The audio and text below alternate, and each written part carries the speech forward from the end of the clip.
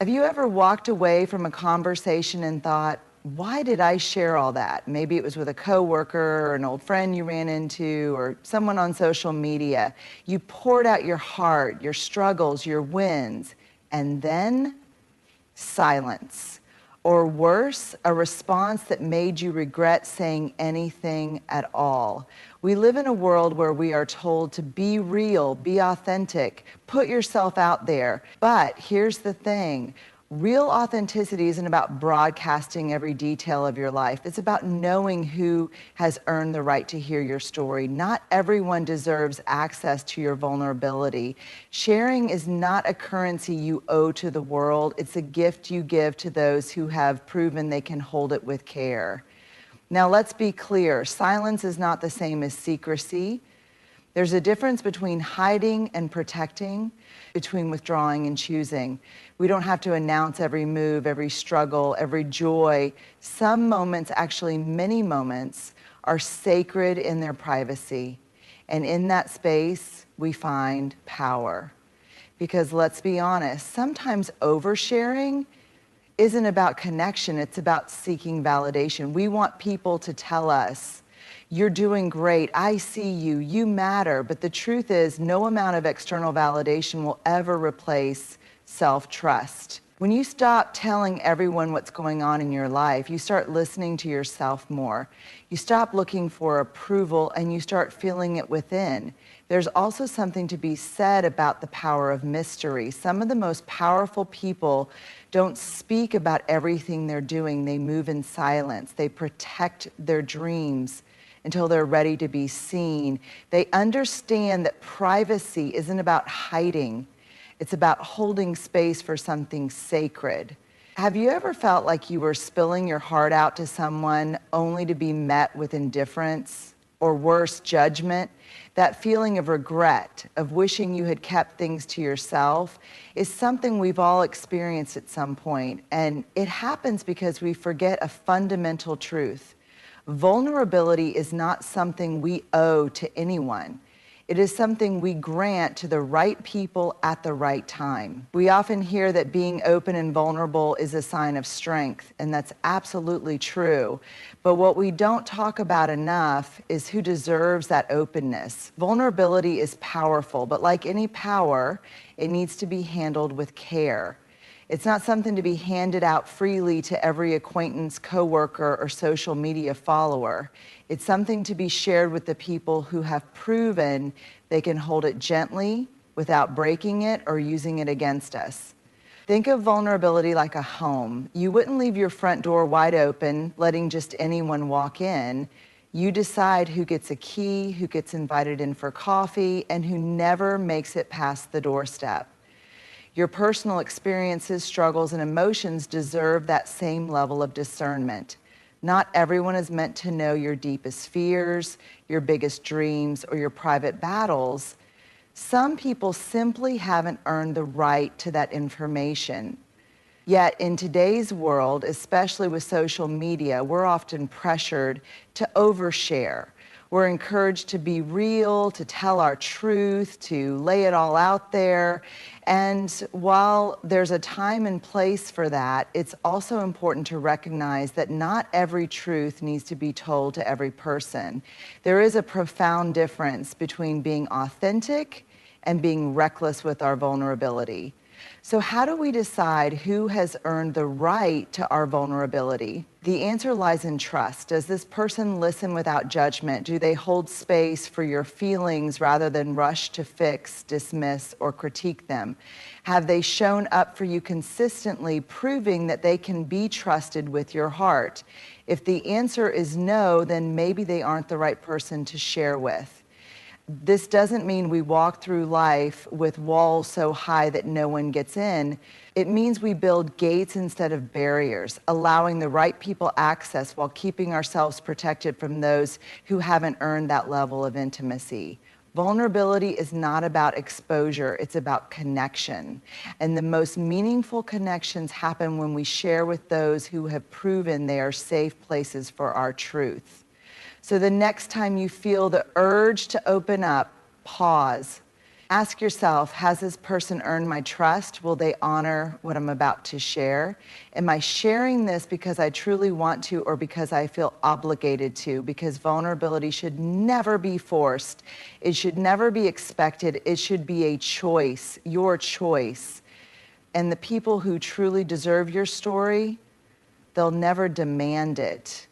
They'll simply create a space where you want to share it. We live in a world that glorifies constant updates. From social media posts to daily check-ins, there's an unspoken pressure to let people know what's happening in our lives at all times. If we're quiet, people assume something is wrong. If we don't share, they wonder what we're hiding. But here's the truth, choosing silence doesn't mean we're being secretive. It simply means we are protecting what matters most. There is a difference between secrecy and privacy, and yet they are so often confused. Secrecy comes from a place of fear, shame, or avoidance. It's when we actively hide things because we're afraid of judgment or consequences. But silence is often an act of self-respect. It's about knowing that not everything needs an audience. It's about understanding that some things, some moments, some experiences are sacred enough to be kept just for ourselves. Think about the most meaningful moments in your life, the ones that shaped you, moved you, or made you feel truly alive. Were they shared with the world immediately, or did they unfold quietly in the presence of only a few trusted souls? Some of the most beautiful and transformative experiences don't need public validation. They don't need likes, comments, or applause. They need time to breathe. They need space to be felt fully, without outside noise. Silence is also an act of power. It allows us to move with intention rather than impulse. When we constantly share every detail of our lives, we invite opinions, expectations, and sometimes even criticism that we never asked for. But when we hold certain things close, our dreams, our healing, our personal growth, we give ourselves the freedom to navigate them without interference. We become more in tune with what we truly want rather than what the world thinks we should want. And let's be real, sometimes people aren't asking about your life because they care. Sometimes they're asking out of curiosity, out of habit, or even out of gossip. Not everyone who listens is listening with good intentions. Some just want to collect pieces of your story for their own entertainment, and that's why silence is such a powerful filter. It separates those who truly care from those who are just passing through. There's also something to be said about the beauty of the unspoken. Some of the strongest connections we have with people don't require constant updates. True friends, true partners, true family don't need daily reports to know you're still there. They don't take your silence as distance. They take it as trust. They understand that when you're ready to share, you will, and until then, they respect the space you need. So the next time you feel like you should share something, pause. Ask yourself, am I sharing because I truly want to or because I feel pressured to? Does this moment need validation or does it need protection? Who am I sharing this with, and do they truly deserve to hold it? Because at the end of the day, silence isn't about withholding. It's about honoring. It's about knowing that your life is yours first, and you get to decide which parts are meant for the world and which are meant for you. Have you ever caught yourself waiting for someone to tell you that you're doing okay? Maybe it's a friend, a partner, a boss, or even a stranger on social media. You share an accomplishment, a struggle, or just an everyday moment, hoping for a response that reassures you, you're seen, you're valued, you matter. But what happens when that response doesn't come? When the likes don't add up, when the compliments don't flow, when the acknowledgement never arrives. If that moment of silence shakes your confidence, it's a sign that you've been outsourcing your self-worth. And here's the hard truth. As long as your sense of validation depends on others, you'll always be chasing something you can't control. Why do we seek validation? From an early age, we are wired to seek approval.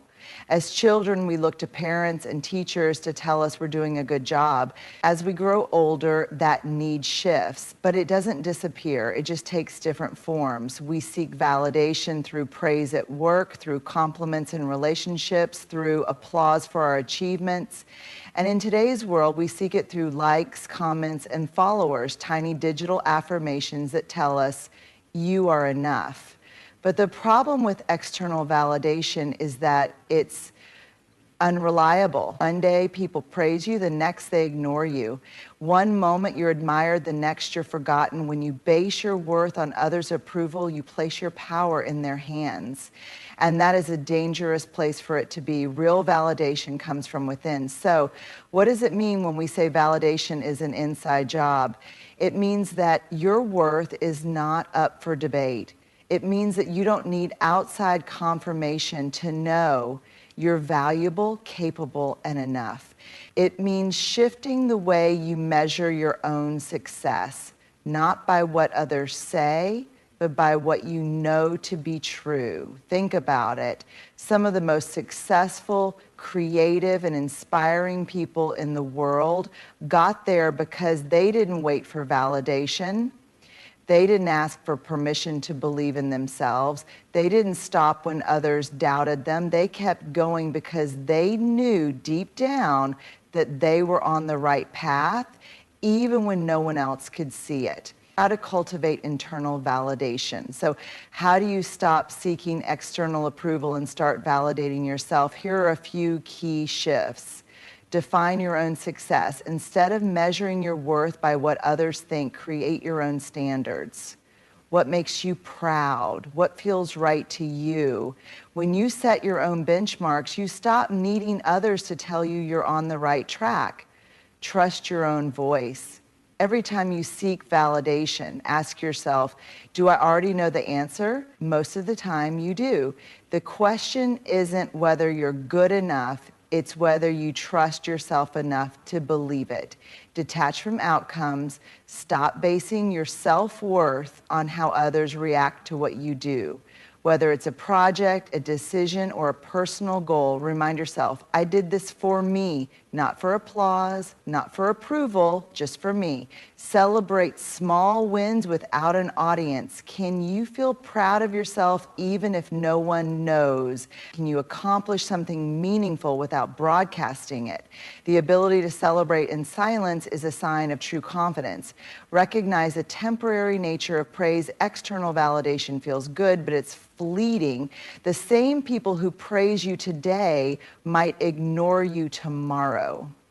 That's why real self-worth has to come from within. The freedom of self-validation, here's the beautiful thing. When you stop needing validation from others, you become unstoppable. You no longer shrink when people don't notice you. You no longer second-guess yourself when approval is absent. You move through life with a quiet confidence, knowing that you decide your worth, not the world. And the irony, when you stop seeking validation, you often end up receiving it anyway, because people are naturally drawn to those who don't beg for approval. Confidence is magnetic, but the difference is you don't need it anymore. It's just a bonus, not the foundation. So the next time you find yourself waiting for someone to acknowledge you, pause. Instead of looking outward, turn inward. Remind yourself, I am enough. Not because someone says so, but because I decide so. Because at the end of the day, the most powerful validation you can ever receive is the one you give to yourself. In a world where everyone is constantly sharing their every move, there is something undeniably powerful about a person who doesn't reveal everything. A person who moves quietly, works diligently, and lets their actions, not their words, speak for them. Mystery is often misunderstood. Some see it as being distant, secretive, or unapproachable. But in reality, mystery isn't about withholding, holding your power, holding your energy, holding your dreams close until they are strong enough to stand on their own. We've been conditioned to believe that visibility equals value, that if people don't see our progress, our growth, or our success, then it must not be real. But think about the most compelling figures in history, in leadership, in entertainment, even in your own life. The people who leave the strongest impressions aren't the ones who constantly talk about what they're doing. They're the ones who do, who surprise us, who show up with undeniable results, who carry an energy of quiet confidence. And that's because mystery is magnetic. Why mystery draws people in? Human nature is wired for curiosity. When something or someone is fully predictable, we stop paying attention. But when there's a sense of the unknown, we lean in, we want to understand, we want to know more. That's the power of mystery. It makes people intrigued, makes them wonder, makes them respect what they don't fully understand. Think about some of the most captivating people in your life. Are they the ones who tell you everything about themselves right away, or are they the ones who reveal themselves in layers over time? Mystery keeps people engaged because it signals that there's depth, something beyond the surface, something worth discovering. The downside of oversharing, in today's world, there's an expectation to constantly update people on what we're doing, to post our plans, our wins, our struggles, to make everything public. But the more we give away, the less value it holds. When you share everything, you take away the intrigue, you invite unnecessary opinions, criticism, and expectations that can weigh you down. There is a difference between being open and being exposed. Openness is sharing intentionally. Exposure is giving away too much too soon to the wrong people. And once something is out in the open, you can't take it back. When you keep certain things to yourself, your next move, your personal growth, your silent victories, you maintain control. You choose who gets to know, when they get to know, and how much they get to know. That is power. Moving in silence, the art of surprise. One of the most powerful things you can do is let your results speak for themselves. There is no better feeling than working quietly behind the scenes than showing up with something undeniable. Whether it's a career move, a personal transformation, or an achievement, you didn't feel the need to announce in advance. When you don't tell everyone your plans, you eliminate external pressure. You free yourself from expectations, from doubters, from people who project their fears onto you. You give yourself room to change your mind, to pivot, to grow without anyone watching or critiquing every step. This isn't about being secretive for the sake of it. It's about understanding that your journey is yours, that not everything needs to be performed for an audience, that some of the best moments in life are the ones that unfold without a script, without spectators, without unnecessary noise. How to cultivate mystery in your life. If you want to harness the power of mystery, start by practicing these habits. Speak less, do more. Instead of announcing what you're going to do, just do it. Let people see the outcome, not the process. Surprise is one of the greatest elements of power. Be selective with your shares. Not everyone deserves access to every part of your life. Share with intention. Some things are meant to be sacred, private, and protected. Embrace the pause. You don't have to respond to everything immediately. Let people wonder. Let them sit with the unknown. Your silence can often say more than words ever could. Keep them guessing. Stay unpredictable. Be the person who evolves, who shifts, who grows in unexpected ways. People lose interest in what they fully understand, but they stay intrigued by what they can't quite figure out. Protect your energy. The less you explain yourself, the more peace you'll have. You don't owe anyone an explanation for your dreams, your choices, or your personal growth. The power of being unreadable, the world respects what it can't easily define. When you keep an element of mystery, people don't know what to expect, and that's a good thing. They can't put you in a box. They can't predict your every move. And in that uncertainty, you gain an edge, because mystery is more than just a social strategy. It's a form of self-respect.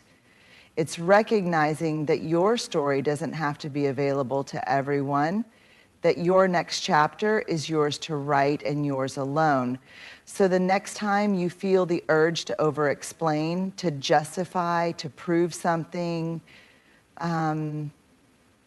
pause. Remember that mystery isn't about withholding information, it's about owning your narrative. And when you do that, you don't just gain power, you gain freedom. Boundaries, it's a word that can make some people uncomfortable. It sounds rigid, cold, like a wall built to keep people out. But in reality, boundaries are not about exclusion. They are about protection. Not just protection from harm, but protection for love, for connection, for self-respect. We often think of love as limitless, giving, sacrificing, always available. But real love, healthy love, sustainable love has limits. It has structure. It knows where it ends and where it begins. And that's why boundaries are not barriers, they are bridges. Bridges that help us honor ourselves while still showing up fully for the people we care about. Why we struggle with boundaries. Many of us were raised to believe that setting boundaries is selfish. We were taught to accommodate, to put others first, to say yes when we really wanted to say no. We learned that saying, I don't have the capacity for this right now, makes us difficult or cold. And so we learned to override our own needs, to ignore our exhaustion, to tolerate disrespect, to give until we had nothing left. But here's the truth. People who truly love and respect you will never be offended by your boundaries. Because boundaries are not a rejection of others, they are an affirmation of yourself. They say, I love you and I love myself too, and I want to be in a relationship with you in a way that is healthy for both of us. The connection between boundaries and love without boundaries is not love, it's obligation, it's people-pleasing, it's giving from a place of guilt rather than joy. And over time, that kind of love breeds resentment. Think about it. When you say yes to something you don't actually want to do, what happens? You feel drained. You feel frustrated. You start to pull away. Not because you don't care, but because you've stretched yourself too thin. Love can't thrive in that space. True love, the kind that lasts, the kind that nourishes rather than depletes, comes from a place of balance. And boundaries create that balance. How boundaries show love, boundaries communicate clarity. Love is not about guessing games. When you set boundaries, you tell people how you need to be treated. You remove confusion. You make relationships stronger because everyone understands what is and isn't okay. Boundaries prevent resentment. Have you ever given too much only to feel exhausted, unseen, or taken for granted? That's what happens when we ignore our limits. Boundaries prevent us from reaching the point where we start to resent the very people we care about. Boundaries honor your capacity. You cannot pour from an empty cup. When you protect your energy, you ensure that when you do show up for others, you do so fully, without resentment, without exhaustion, without depletion. Boundaries teach others how to love you. We train people how to treat us by what we allow, what we reinforce, and what we walk away from. When you set a boundary, you're saying, this is how I need to be loved. Can you love me in this way? And if the answer is no, then you have your answer about that relationship. Boundaries strengthen self-respect. Every time you enforce a boundary, you send yourself a message. I matter. My needs are valid. My time is valuable. I deserve to be treated with respect. That self-respect becomes the foundation for every healthy relationship you build. The fear of losing people, one of the biggest reasons people struggle with boundaries is fear. Fear of upsetting others, fear of rejection, fear of losing relationships. And yes, sometimes when you start setting boundaries, you will lose people. But the truth is, the people who leave because of your boundaries were benefiting from your lack of them. The right people will want you to feel safe, heard, and valued. And the ones who get angry, the ones who push back, they are revealing something important. They were more invested in what they could take from you than in truly loving you. Boundaries are not just for others, they're for you too.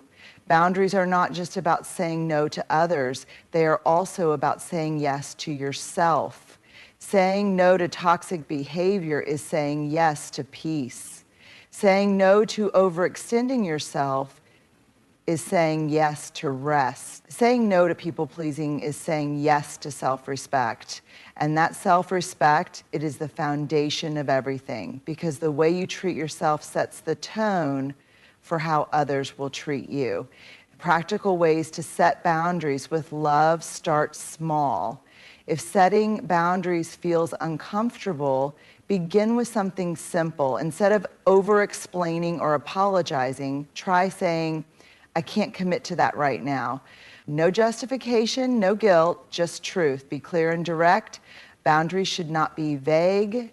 Instead of, I don't like when you do that, try, I need us to communicate differently because I feel disrespected when you raise your voice at me. Clarity prevents misunderstandings. Release the guilt. You are not responsible for how people feel about your boundaries.